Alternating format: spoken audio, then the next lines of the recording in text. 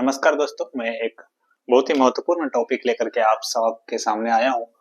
और ये बहुत ही जो भी एग्जाम होने वाले हैं आगामी अभी 2026 में 2027 में, तो उस दृष्टि से एग्जाम की दृष्टि से ये टॉपिक जो है बहुत ही महत्वपूर्ण है। और मैंने भी इस चीज को बहुत अच्छे तरीके से पढ़ा, मेरे जो भी सोर्स रहे थे वहां से, और वहां से कुछ अच्छी चीजें लेकर के मैं आपके सामने आया हूँ।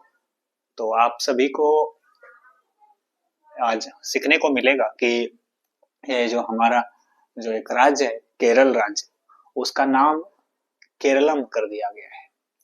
क्या बात की, उसका नाम केरल से केरलम कर दिया गया है। इसी चीज को और इसके इर्द गिर्द जो भी चीजें हैं उसको समझने का हम लोग प्रयास करेंगे। तो देखिए, सबसे पहले केरल विधानसभा के द्वारा 2024 में एक प्रस्ताव, एक विचार बोला जा सकता है, ये प्रस्तुत किया गया किसके समक्ष?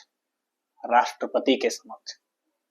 क्योंकि राष्ट्रपति के बिना यानी कि पूर्व अनुशंसा के यह प्रस्ताव सदन की ओर स्थानांतरित नहीं किया जा सकता है। सदन में मतलब सदन में इस प्रस्ताव को पेश नहीं किया जा सकता है बिना अनुशंसा के। तो इसके अनुशंसा के साथ, और राष्ट्रपति ने भी विचार जो है मांगा वहां के विधानमंडल से, विधान परिषद और विधानसभा से जो मिलकर बनती है, राज्यसभा राज्यपाल से मिलकर के, वो राज्य विधानमंडल से किसके द्वारा? राष्ट्रपति के द्वारा विचार लिया गया। और उसके बाद जब राष्ट्रपति के द्वारा और राज्य विधानमंडल के दोनों के संयुक्त विचारों को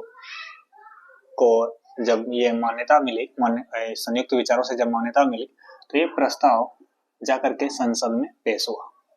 संसद मतलब लोकसभा और राज्यसभा, और राष्ट्रपति भी उसके अंग होते हैं, लेकिन यहाँ पर तो राष्ट्रपति का कार्य पहले ही निपटाया जा चुका है। तो अभी जाकर के 24 फरवरी 2026 को यह केंद्र सरकार के द्वारा पारित कर दिया गया है।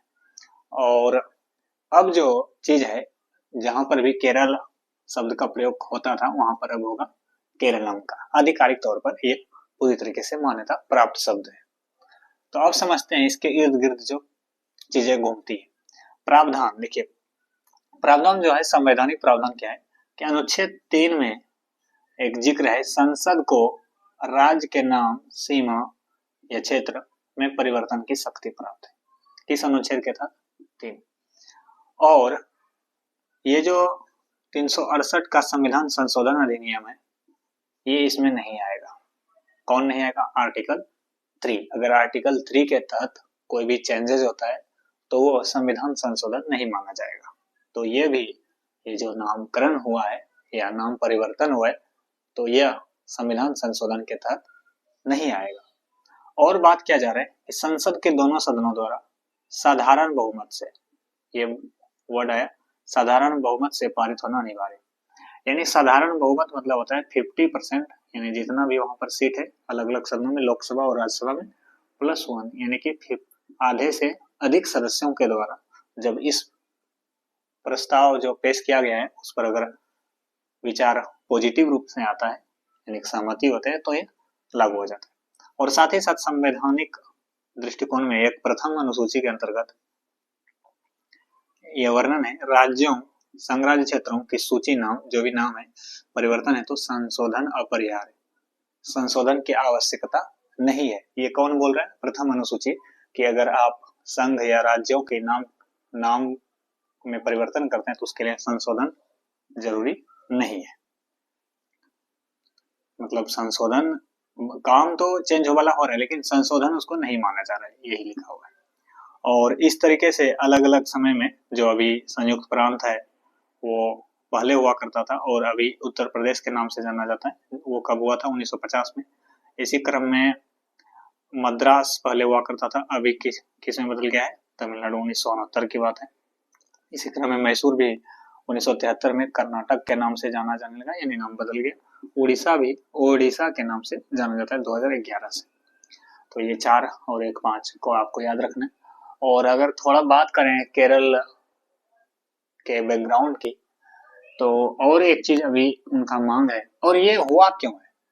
ये जो केरलम शब्द आया है, इसका क्या मतलब विचार रहा था वहां के सरकार के द्वारा। उनका मानना था कि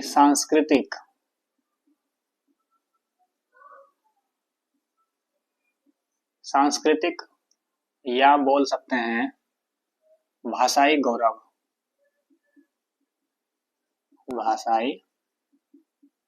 गौरव को पुनर्जीवित करना है। मतलब कि जिस तरीके से वेस्टर्न कल्चर के को लेकर के जिस तरीके से चेंजेस आ रही हैं वो ज्यादा प्रभावी ना हो जाए, इसलिए अपने जो पुराने प्राचीन काल के जो इतिहास है, ऐतिहासिक गौरव है या भाषाई गौरव है, वो कल्चरल दृष्टि से उसको पुनर्जीवित करने का ये प्रयास है केरल सरकार के द्वारा। तो उनका एक मांग और है कि 8वीं अनुसूची में 22 भाषाओं में 8वीं अनुसूची में 22 जो भाषाएं हैं उसमें भी ये नाम अपनाने का अनुरोध किया है। अब केरल के बारे में बात करते हैं। केरल जो कि राज्य की स्थापना हुई 1 नवंबर 1956 में राज्य पुनर्गठन आयोग के द्वारा, और इसकी राजधानी तिरुवनंतपुरम और भाषा आधिकारिक भाषा मलयालम है। और बता दें तत्काल में जो एक बहुत इंपॉर्टेंट चीज है कि केरल में सेवा क्षेत्र से 63% जीडीपी का, मतलब जितना भी आय होता है, ये केरल राज्य का आय जो होता है, इनकम जो होता है, यानी कि जीडीपी जो होता है, उसमें 63% 63% सिर्फ सेवा क्षेत्र से आता है। और साथ ही साथ रबर उत्पादन की बात करें तो भारत का 92% रबर अकेले केरल उत्पादन करता है। इसके अलावा शास्त्रीय नृत्य की बात करें, कथकली, मोहिनीअट्टम यहाँ के शास्त्रीय नृत्य हैं। और फसल त्योहार और नववर्ष त्योहार के रूप में ओनम जो होता है फसल त्योहार के रूप में, विशु पर्व नववर्ष के रूप में, इसी तरीके से त्रिशुरपुरम भी है। ये सभी क्या है, त्योहार है। त्योहार की बात करें तो ये 3 त्योहार बहुत ही महत्वपूर्ण हो जाते हैं एग्जाम की दृष्टि से। और कलरीपयट्टू दुनिया की सबसे पुरानी युद्ध कला है। मतलब इसमें क्या होता है कि 2 पक्ष से अलग अलग व्यक्ति अपने अपने हथियार से आमना सामना करते हैं। और पुराने इसलिए माना जाता है कि प्राचीन काल में भी जो लोग आपस में लड़ाई करते थे वही सेम जो तरीका होता है, प्रोसेस होता है, इसमें होता है, इसलिए इसको माना गया है दुनिया की सबसे पुरानी युद्ध कला है। और इसके साथ ही Nehru trophy snake boat race आप अगर यूट्यूब में सर्च कीजिएगा तो आपको दिखाई देगा कि बहुत सारे बोट वाले उसमें, और वो हैं बहुत सारे उसमें खिलाड़ी के तौर पर लोग होते हैं, और वो पानी को खेपने के लिए उनके पास एक विशेष तरीके का हथियार बोल सकते हैं, उपकरण बोल सकते हैं, उसको लेकर के वो रेस में आगे जाने का प्रयास करते हैं और उसमें विजेता एक घोषित हो रहा है। बहुत ये अधिकांशतः नदियों में या तालाबों में होता है।